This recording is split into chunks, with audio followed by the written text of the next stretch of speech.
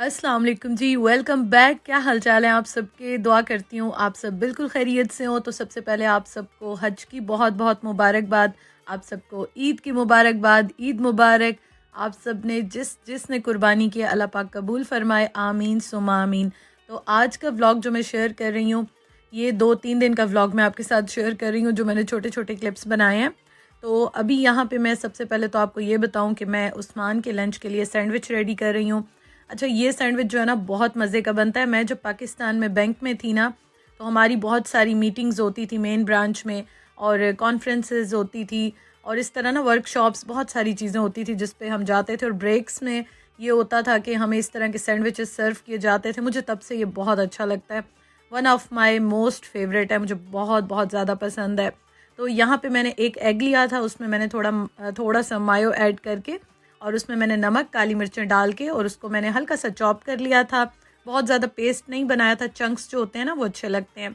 तो उसके बाद मिक्स करके मैंने साइड सारी काट दी, और ये मैंने लगा दिया। उसके बाद मैंने दूसरा स्लाइस रख के, और उसके ऊपर मैंने केचप लगाया। मैं आइसबर्ग डालूंगी, और इसके ऊपर मैं चिकन जो है ना वो रख देती हूँ, चिकन डाल देती हूँ। चिकन ग्रिल हो, आपके पास कोई भी लेफ़्ट ओवर हो, कुछ भी हो आप डाल दें, ये बहुत मज़े का बनता है।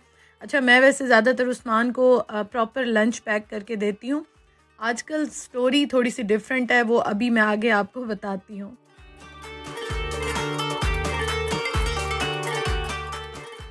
तो ये देखें जी, कितना मज़ेदार सा सैंडविच जो है वो ये रेडी हो गया है। आप ज़रूर ट्राई कीजिएगा। बच्चों को लंच बॉक्स में देते हैं, अपने हस्बैंड को देते हैं, टी पार्टीज़ में बनाते हैं, दावत में बनाते हैं, बहुत बहुत मज़े का बनता है। तो बस यहाँ पे मैं उस्मान को जो है वो लंच पैक करके दे रही हूँ, और आजकल मैं उन्हें इसी तरह का लंच बना के देती हूँ जो ज़रा हैंडी हो, गर्म भी ना करना, और फ़ौरन से वो निकाल के, और कोई भी सॉफ्ट ड्रिंक या जूस या कुछ भी इस तरह से लेके वो खा लेते हैं। अच्छा जी, तो अब ये आप देख लें, ये इसकी फ़ाइनल लुक है। पहले मैंने कहा मैं ये दिखा दूँ, फिर उसके बाद मैं आपको अपनी ईद की डिटेल्स जो है ना वो बताती हूँ, और आगे मैं आपके साथ शेयर भी करती हूँ। तो बस ये सारा यहाँ पे रेडी हो गया है। उस्मान अभी रेडी हो रहे थे, नाश्ता हमने कर लिया था, बस ये मैं अभी बना रही थी। तो मैंने कहा मैं अक्सर बनाती रहती हूँ लेकिन आपके साथ शेयर नहीं करती, तो आज मैं ज़रूर आपके साथ ये शेयर करूँगी।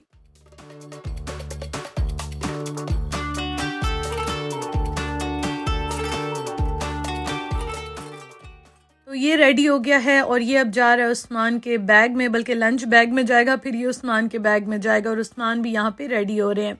अच्छा जी, अब मैं आपको बताती हूँ कि स्टोरी क्या है हमारी।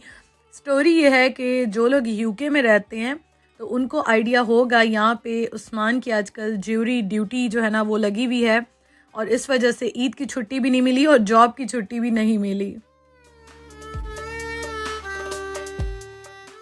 ज्यूरी ड्यूटी क्या होती है वो मैं फिर कभी आपको एक्सप्लेन करूँगी, लेकिन उसके लिए कोई एक्सक्यूज़ नहीं है, और उस्मान को डेली कोर्ट जाना पड़ रहा है, कोर्ट जाते हैं वो डेली।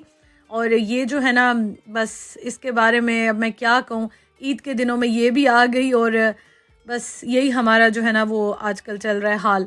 अच्छा जी, ये हैं कुर्बानी के जानवर, जो कि मुझे बहुत सारे कमेंट्स आए थे कि आपने लिया है, कुर्बानी की है, नहीं किया है। तो ये वीडियो मुझे सजीला ने बना के भेजी थी, मेरी नंद ने।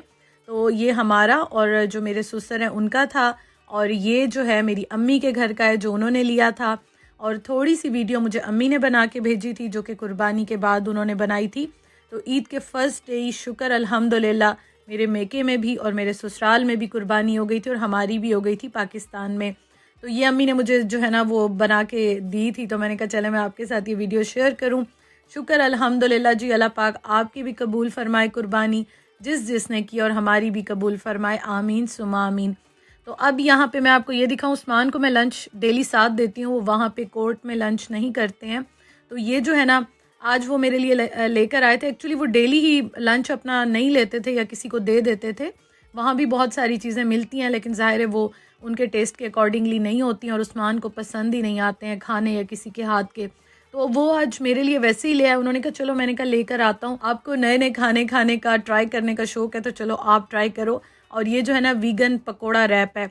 अच्छा, ये बहुत मज़े का था। इसमें जो मैंगो चटनी डली हुई थी ना, बहुत स्पाइसी थी, तो मुझे तो बड़ा अच्छा लगा। हमारी तरफ नान पे पकोड़े डाल के खाते हैं, पराठे पे डाल के खाते हैं या रोटी पे, तो ये इस तरह यहाँ पे ना पकोड़ा रैप बना के खाते हैं।